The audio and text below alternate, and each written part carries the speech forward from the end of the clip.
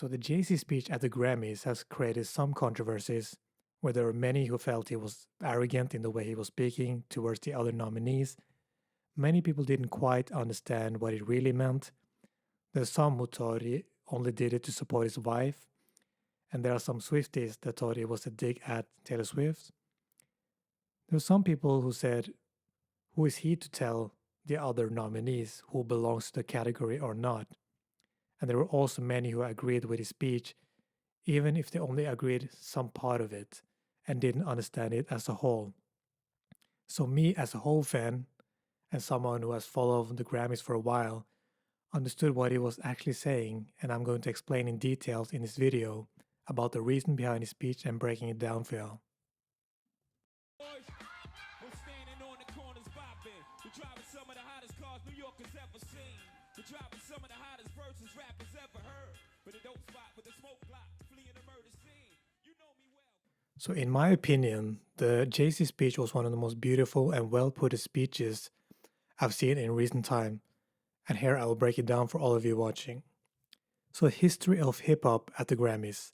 Like Jay-Z mentioned in the speech, the first ever Grammy for hip hop wasn't even televised, and the winner boycotted the Grammys. Jay-Z did the same thing when DMX wasn't even nominated, when DMX had two albums that year that went number one. It's Dark and Hell is Hot, and Flesh of My Flesh, Blood of My Blood that came out in 1998. Even though Jay-Z won it for the category Best Rap Album for the Volume 2 Hard Knock Live, he still boycotted, even though he said he watched the Grammys. Now, even in this part of the speech, we could tell what he was trying to say. DMX album, especially Is Dark and Hell is Hot, is a certified classic and one of the most loved albums by the hip hop culture. But the difference between that album and the Hard Knock Live is that Jay-Z album had the radio-friendly song Hard Knock Life that featured the Annie track, which had a commercial appeal. This could have been the sole reason for that Jay-Z won the Grammy for Album of the Year. If you look at which album that aged the best, then it's definitely the DMX album.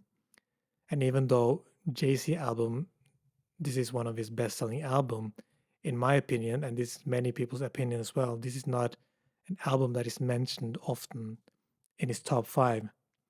When we talk about Jay-Z's top 5 albums, we usually mention Reasonable Doubt, Blueprint, The Black Album, American Gangster, and the 5 would be debatable, but for me it is 444.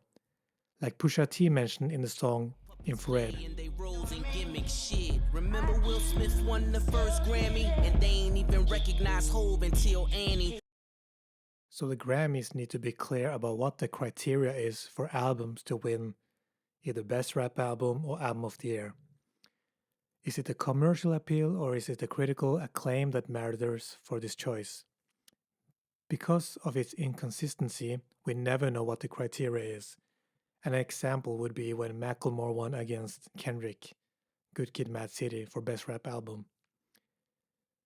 And that is regarded as the biggest snub in Grammy history.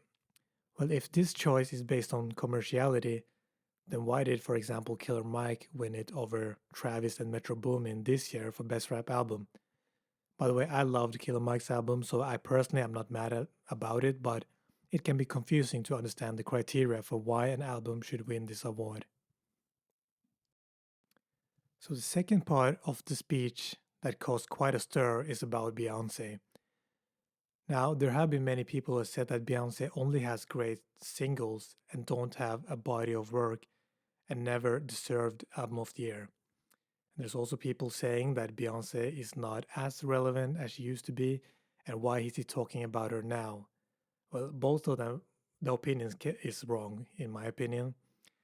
Well, this is what I got from this. The number one is saying that Beyoncé doesn't have an album that should have won Album of the Year is a myth. Her self-titled album Lemonade, where she definitely was a strong candidate for winning Album of the Year, and even Adele felt bad when she won Album of the Year at the Grammys because of how much of an impact Lemonade had on women. Lemonade was regarded as one of the best albums of last decade and got great reviews. Number 2, why is Jay-Z talking about it now and being ungrateful during his Grammy speech? Well, this is for the future, so that the Grammys can work for better choices. I don't think he just meant this only for his wife Beyonce when he said what he said. This goes for many of the urban artists that had an impact in the culture, and my examples are the likes of Kanye West and Kendrick Lamar, who has got tons of Grammys but no album of the year. These artists were definitely at one point should have won album of the year. And there will come a time where, for example, Kendrick Lamar might be in the same position as Beyonce, where he might be one of the most awarded artists, but never winning album of the year, when he probably should have won it a couple of times. The argument that was made when Kendrick didn't win for Pimp a Butterfly could have been that it might not have been as commercial as the other ones. Well, it lost in 1989, which was a huge album at the time. But when he made Damn, the album was both commercially and critically acclaimed, but it didn't win Album of the Year. So that doesn't make sense at all.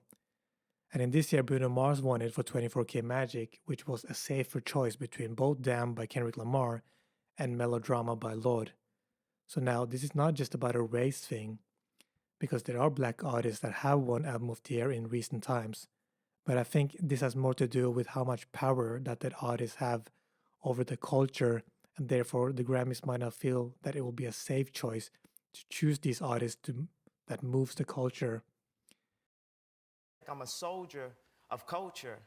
And I realized that no one wants that to be my job. And I'll never go on stage again. I'll never sit in an award show again. But will I feel convicted about things that really meant stuff to culture that constantly get denied for years and years and years and years?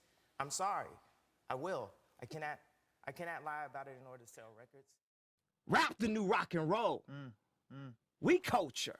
Rap is the new rock and roll. We the rock stars. It's been like that now for a minute. It's been like that for a minute, Hedy Slimane.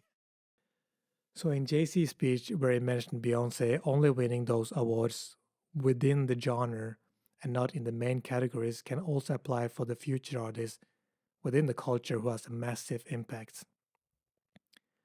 I also want to mention that even though hip-hop has come a long way at the Grammys, for some odd reason the rap categories wasn't even televised during the main event this year, when hip-hop is pretty much the most famous genre at the moment, and for the last couple of years.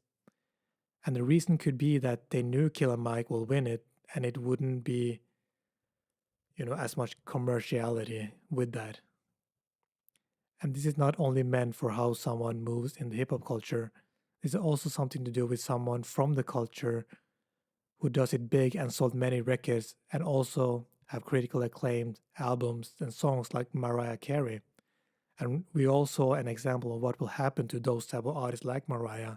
They will get an honorary award during the end of their career, and that will be it. Now, the third part of the speech is where I felt many people missed his point. People have been excluding the last part he said and only focused on him saying that some of y'all don't belong in the category, which was kind of funny. Jay-Z has a way of joking where he might look nonchalant, and that is something that only the Jay-Z fans and someone within the culture that would understand. There is, of course, a truth in what he said, where there will be times where you might feel you get robbed. And of course, when music is subjective, you will feel like you have been robbed, no matter what. Leadership period, on the things you care about in the country. Who do you look at and say, this man or woman speaks for the things I care about? It's gonna be funny, but I find it funny. But my leadership, I like Dave Chappelle's. Go ahead. You know what I'm saying? You're gonna vote for Dave Chappelle for president? Yeah, because he tells it in humor so you can deal with it, but it's always a nice chunk of truth in there. But what defines greatness in a time where so many of the big artists are boycotting the Grammys? Is that the right way to do it?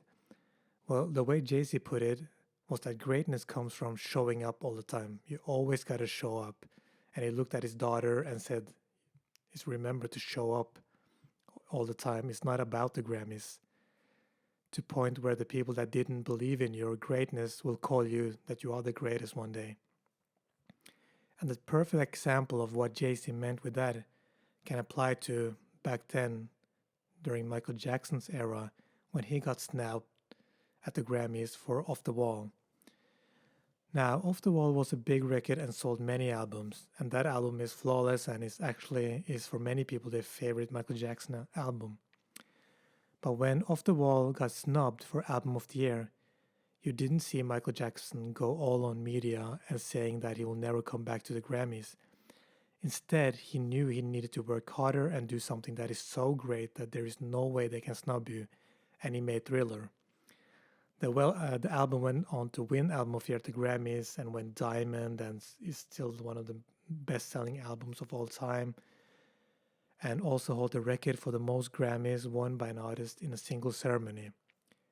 So like Jay said, you gotta always show up.